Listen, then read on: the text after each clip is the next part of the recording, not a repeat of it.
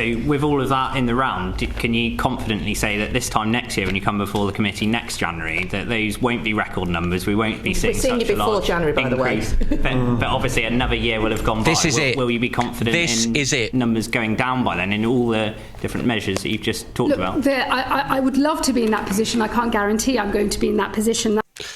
I can't guarantee the numbers are going to go down. So Labour got into power, said we're going to smash the gangs, which was a year ago. This is a year later. They're saying to her it's gone up higher than it's ever been. And now they're questioning her and saying in the next year from now, so that's 2 years they would have been in power, will the numbers go down? I can't guarantee they're going to go down. This is horrific. He was a nursery worker, 5 toddlers. So for all of those out there think that we're only attacking people that it's only Muslims, it's only this. No, anyone that commits a crime like this deserves never-ending suffering. It says Nathan Bennett was found guilty at Bristol Crown Court of 2 charges of abusing a child under 13. 4 of the SAs of a child under 13 and 2 charges of assault of a child under 13 by penetration. Jesus goodness. This next one, this will be interesting because it's someone from Labour. It says Labour MP says Keir Starmer has been the best Prime Minister in history for protecting girls. What are these people on? The reason that I am out here now, as a victim myself, talking about the reasons that I believe that he should absolutely stay in post is because of the things that he is achieving. We've just never had a Prime Minister that cares as much about violence against women and girls that he does. If he ends up resigning, it will be the most ironic thing that he has spent his entire career fighting for people like me before he'd even met me. The empathy, the passion that he has for the 200 women that will be raped in the UK today, for historic victims like Virginia Giuffre and all of Epstein's victims. This is a man that cares deeply and is absolutely determined to use the full force of the state so that we can do everything we can to eradicate violence against women and girls. I want him to stay in post. That's why I am here right now. The girls were the main priority of this government. The grooming gang scandal would have been investigated by now, and they started this last June. Do you know how many people have been investigated or questioned so far? 0, because they've done absolutely nothing. This is an angry leftist in a video. I've seen this earlier on, and I'm astounded at this. But who's surprised anymore at this kind of stuff? You're trying to antagonize people, so go the fuck away. Go the fuck away. Go the fuck away. Just by looking at that straight away, have a guess which one of these is right-leaning and one is left-leaning. Have a guess. Hey, it's simple. Go the fuck away. Go home. Why don't we just let her get raped right now and forced to have a baby and mother? That'd be great. I would carry full term. Yeah, sure you would. Did you hear that? So you've got a woman in her 50s there saying, look, she's pretty, why don't we let her get abused and forced to have the baby? The number of staff at Rotherham over such a period of time means that it can't have credibility unless we have some independence to the investigative process. One of your officers decided... This is just shocking, isn't it?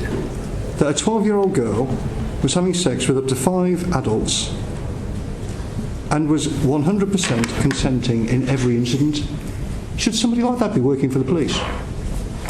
So, I mean, somebody's capable of making a decision like that. No, it's dreadful, we say. No, it's dreadful, but did anyone get held to account? Has anyone been held to account so far? No. Deng Majek from Sudan is an illegal small boat migrant who was sentenced last week to 29 years in prison for the brutal murder of Rhiannon White. He stabbed Rhiannon 23 times as she desperately tried to defend herself.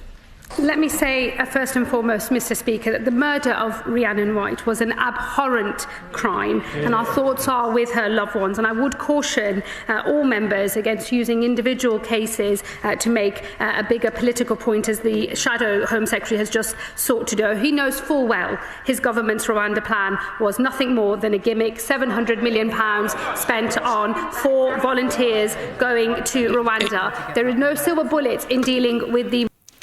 hang on a minute, but you can't say that it failed and everything, because the second that they got into power, they're the ones that cancelled the Rwanda deal. So how can you say, oh, it only deported this? The second you got in, the day it started, you cancelled it. So with all of that in the round, can you confidently say that this time next year, when you come before the committee next January, that those won't be record numbers? We won't be seeing such a large January, by increase. the way. But obviously another year will have gone by. This is it. Will you be confident in numbers going down by then, in all the different measures that you've just talked about? I would love to be in that position. I can't guarantee I'm going to be in that position. I can't guarantee the numbers are going to go down. So Labour got into power, said we're going to smash the gangs, which was a year ago. This is a year later. They're saying to her it's gone up higher than it's ever been. And now they're questioning her and saying in the next year from now, so that's 2 years they would have been in power, will the numbers go down?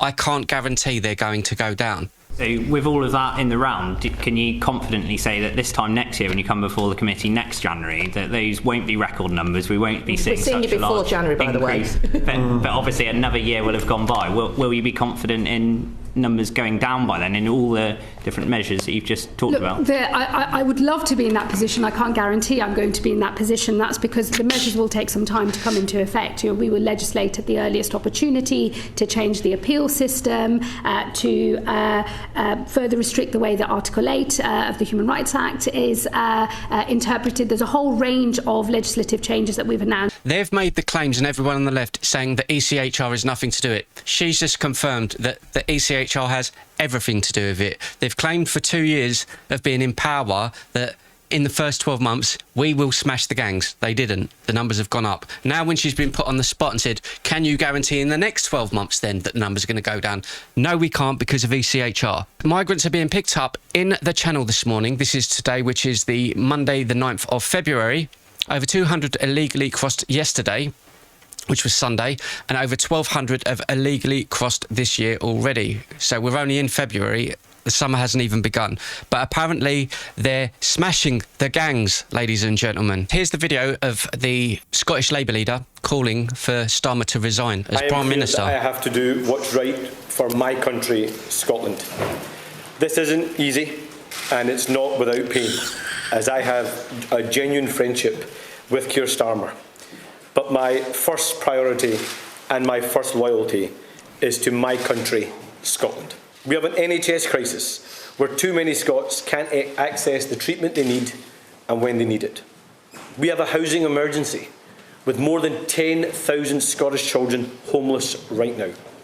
And we have too many young people not feeling safe at school or on our streets or missing out on the opportunities they deserve.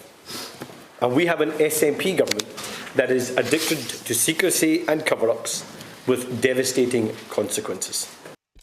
Did he just say he's addicted to secrecy and cover-ups? That's not really a good look, considering he's just said he's a good friend of mine. Oh dear. This is something that needs to be discussed in this society, and we do not do it. We daren't do it because the government is too afraid to tackle these things. And they felt they were entitled to, rather than a sexual orientation.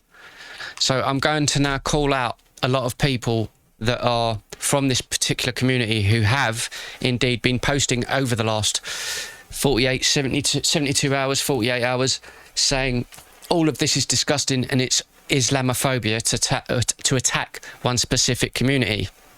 But we're going to show more evidence to back this up. But before we do, I would like to read you some of the comments that have been made by some of these so-called good people from that community. This is Shokat Adam MP. He says, I'm disgusted by the comments on GB News suggesting a so-called religious motivation for the serious crimes singling out Muslims and Islam. Candid with Lubna responds and says, shame on you for being more concerned about the groomers than the victims, not in my name. So again, salute to Candid with Lubna for speaking out. She's one of the people that's been getting death threats and all sorts over the last couple of years for being one of the people that's had the guts to speak out. The far-right false Pakistani Muslim GG gang narrative will not go away. Can you believe these people?